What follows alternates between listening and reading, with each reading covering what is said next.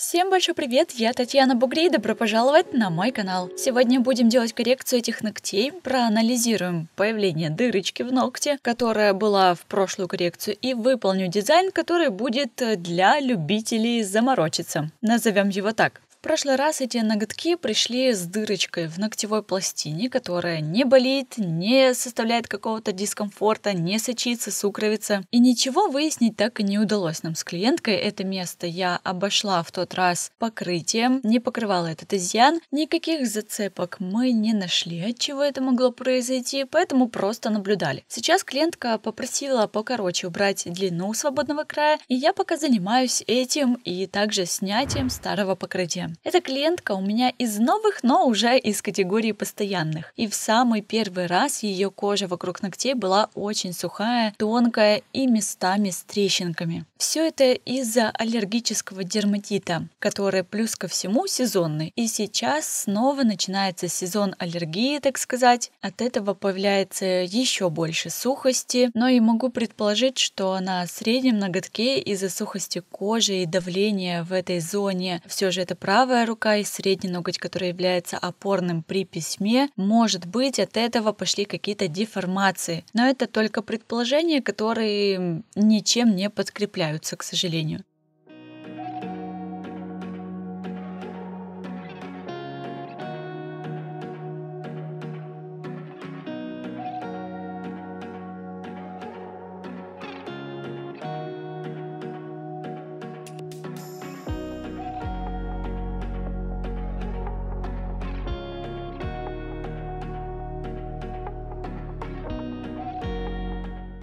Также проблема появилась и на безымянном ногте – травматический анихолизис. Клиентка сильно ударилась, подорвала ноготь, но когда я ей показала, как сильно ногтевое ложе оторвалось от ногтя, она была тоже немножко в шоке. Очень вовремя она решила убрать длину, можно так сказать, по своей воле. Но ногти имеют разную длину ногтевого ложа, и нужно внимательно подпиливать длину и форму в таких случаях. Точки вроста находятся высоко, причем одна выше другой, особенно на рабочих пальцах. Находятся они так высоко, потому что по природе эти ногти имели более короткое ногтевое ложе, но вследствие долгого ношения длины свободного края гипонихий вырос, прикрепился к ногтевой пластине в поддержку ей, а точки вроста, где были, там и остались. Они не двигаются.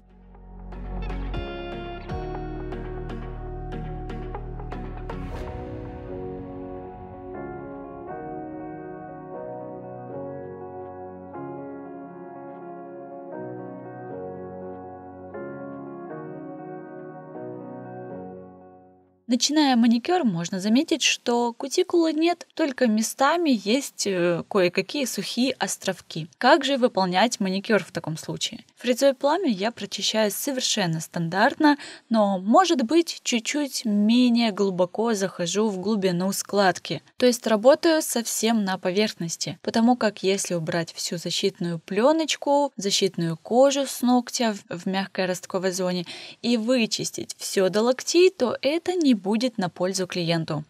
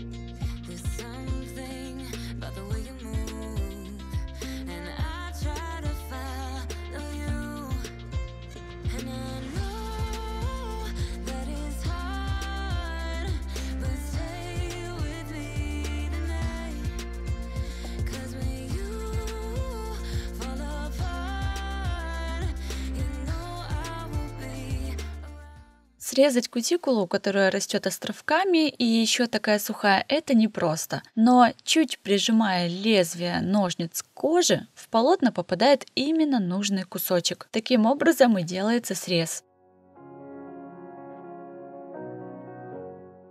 Ямка в ногте выглядит сейчас так. Мягкие ткани ороговели, поэтому я думаю, что мы можем сделать покрытие на этом участке. Анихолизис на безымянном ногте не убрали и не зачистили, как вы видите, и более того, будем его покрывать. На это есть некоторые аргументы и логическая цепочка, которая позволяет мне это сделать. Первое — это отслоение травматического характера, второе — оно произошло совершенно недавно, и третье — это неуглубленный анихолизис. Поэтому даю рекомендации по уходу, по обработке. И я знаю, что этот надрыв прирастет к следующей коррекции, а если нет, тогда зачищаем.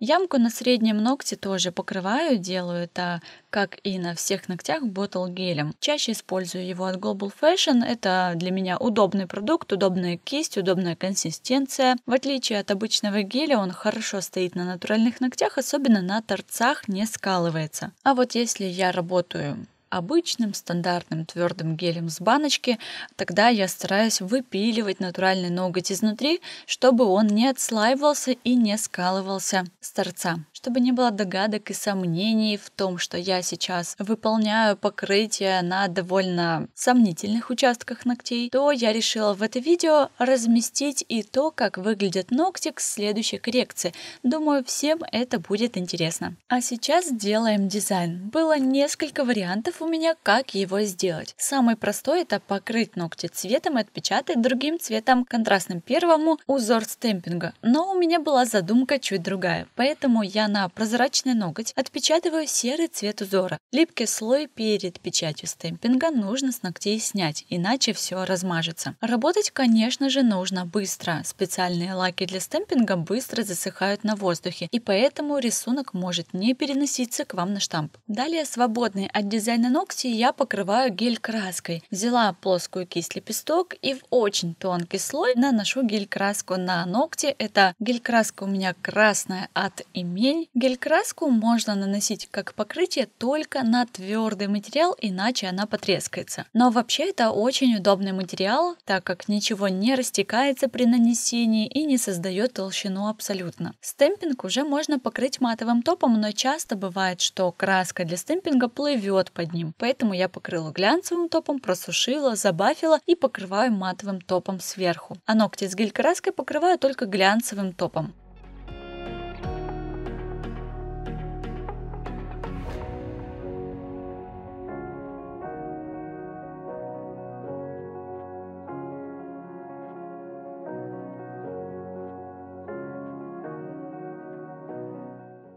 Далее продолжаю дизайн. Той же красной гель-краской начинаю заполнять пустые промежутки, повторяя узор, зарисовывая как разукрашку по уже готовому контуру. Дело это кропотливое, но увлекательное. Конечно, все это я затеяла для того, чтобы сделать этот орнамент объемным и сверху посыпать пудрой. Пока я на пути к результату, можете написать в комментариях, как бы вы выполнили этот дизайн по шагам. Может быть, не вручную рисовали бы, а гель-краской стемпинг сделали и уже на влажный материал сыпать пудру. Идея неплохая, но получится ли так точно отпечатать? Можно не заморачиваться с отдельными выпуклыми элементами и посыпать пудрой абсолютно весь дизайн уже на конечный этап с топом. Вариаций много, но самая точная работа, наверное, будет все же от руки, мне так кажется. Акриловую пудру я смешала с микроблестками. Посыпаю обильно на ноготок, просушиваем тщательно в лампе и любуемся результатом. Необычный дизайн получился, а что в итоге с ногтями спустя время? Так вот, по носке все хорошо, но что же под цветом? Спешим его убрать и сравнить, что было и что есть. Все изъяны успешно смещаются, затягиваются, и покрытие этому не мешает. Но будьте внимательны и осторожны, так как любая пустота может поселить у себя инфекцию, грибок, а все из-за теплоты и влаги, которая копится в этом карманчике. Если линия анихолизиса не уменьшается или еще больше становится, то, конечно же, нужно все снимать и сдавать анализы. Последствия могут быть печальные, поэтому любые изменения ногтя фиксируем на фото, чтобы отмечать прогресс или регресс ситуации. Всем желаю здоровых ноготков, спасибо, что были сегодня со мной. Творческих успехов всем желаю и до скорой встречи в новых видео. Пока-пока!